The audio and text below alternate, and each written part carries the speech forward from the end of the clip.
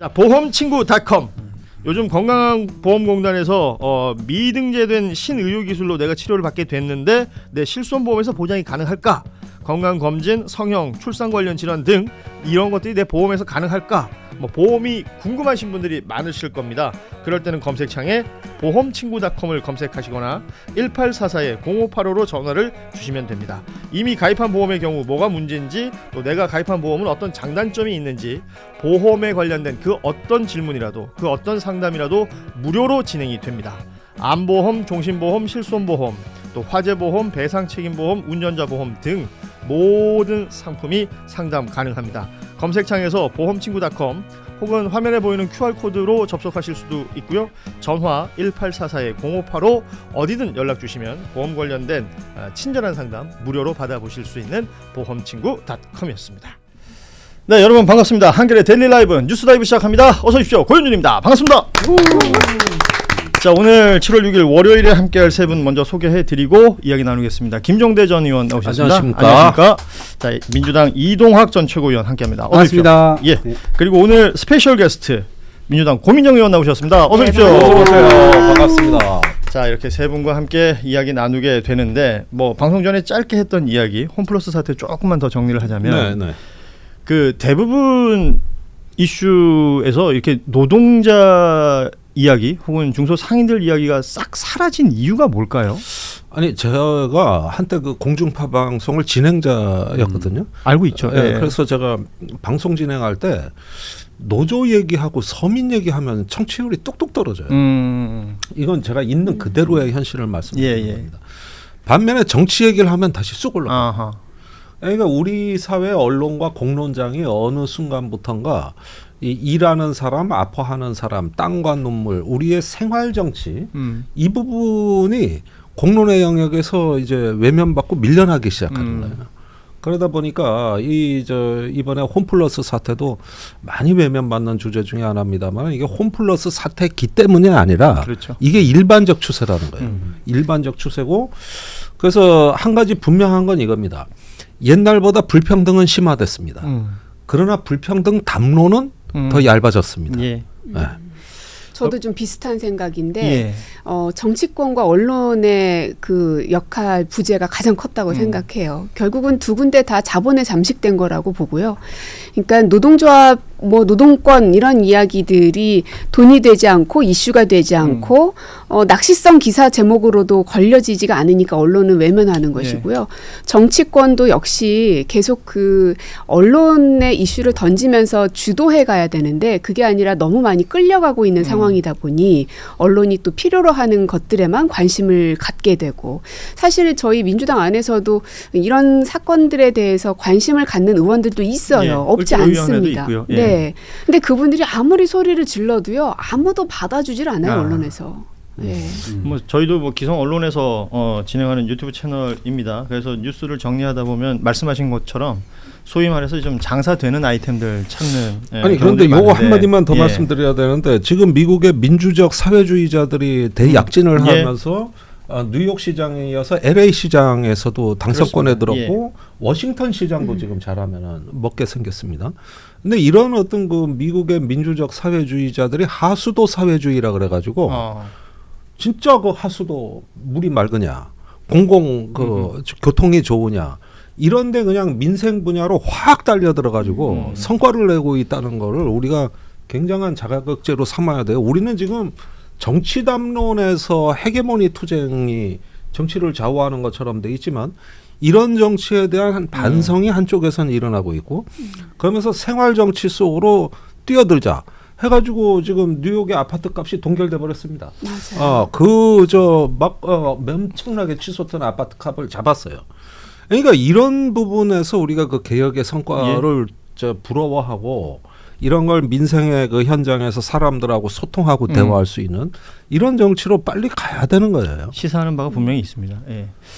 자, 저희가 보통 이제 방송 들어가면 보통 광고부터 시작하고 하잖아요. 광고 전에 제법 묵직한 이야기를 한 것 같습니다. 제가 이게 개인적 관심사일지는 모르겠습니다만, 그러니까 뉴스가 나오면 두루두루 살피고 보고는 있는데, 수많은 유튜브 채널들이 있잖아요. 그럼에도 불구하고 다루어지는 뉴스 정리해보면 한 대여섯 개가 다예요. 매일매일.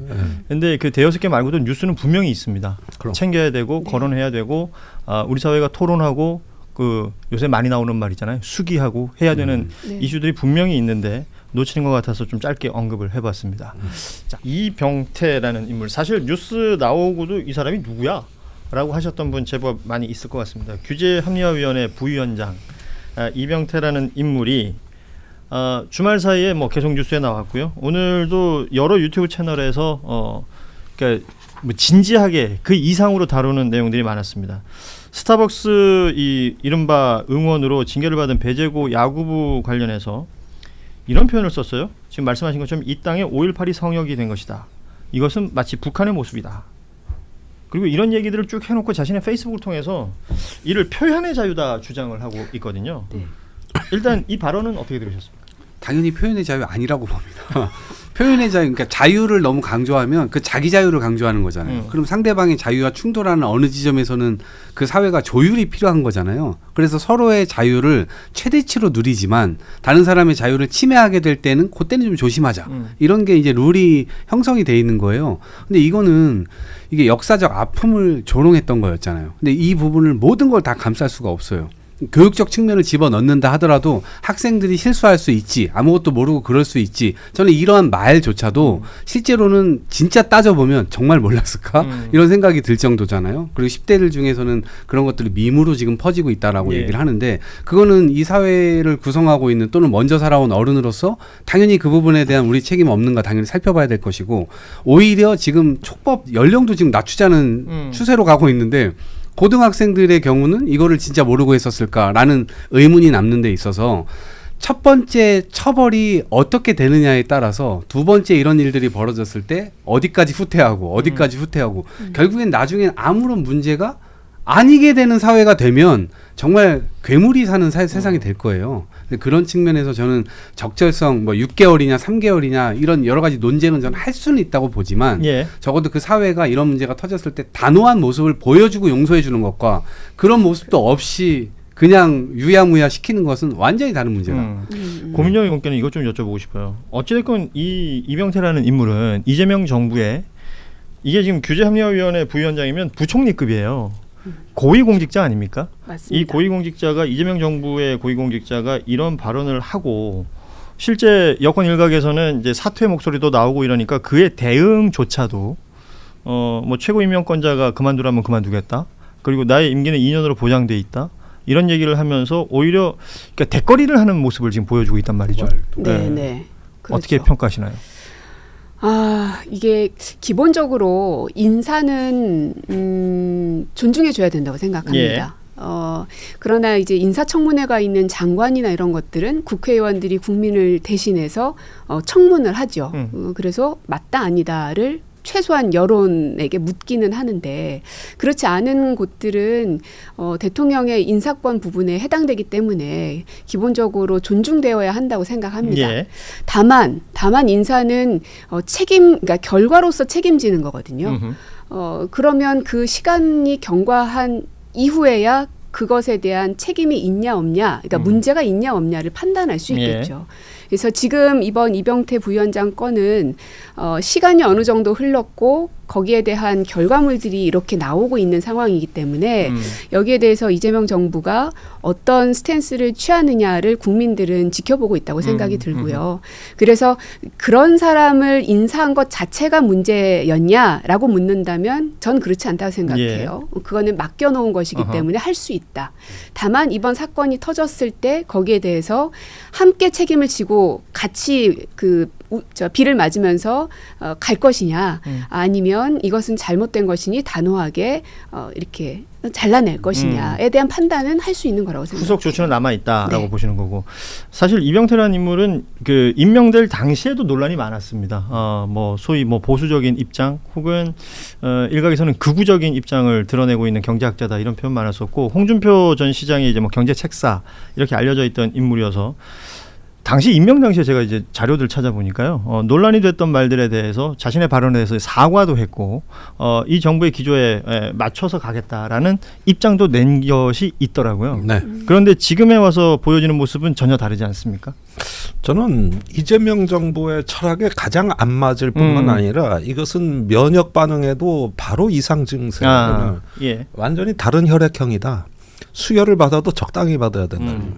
근데 지금 이런 현상들이 제가 이제 주변에서 우리 세대가 5, 60대인데 5, 60대 사람들이 왠지 이재명 정부를 열렬히 지지하고 뽑았던 사람들이거든요. 예. 근데 이런 사람들로부터 사석에서 어떻게 적응해야 될지 모르겠다는 소리를 가끔 듣고 있습니다. 예. 그러니까 뽑긴 뽑고 기대하고 밀어주고 응원하는 건 똑같은데 저런 사건이 터질 때 저 5.18 저 사람은 세월호 막말도 한 사람이에요. 그렇습니다. 예. 예, 한 번이 아닙니다. 원래 저 사람은 어쩌다 하는 그냥 뭐 자유주의자로서 한 말이 아니라 신념이에요, 자신. 그러니까 이 정부의 최소한의 기준 출발선이 있는데 그걸 공격한단 말이에요. 예.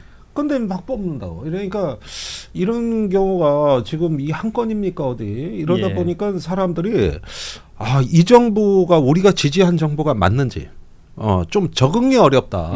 이런 말이 서서히 목소리가 커지고 있다는 건 분명히 들으셔야 된다는 거예요. 예, 지금 말씀 드리고 있는 순간 청와대에서 지금 속보가 나왔는데요. 이병태 부위원장에 대해서 사퇴 권고에 대한 이야기가 나왔다고 합니다.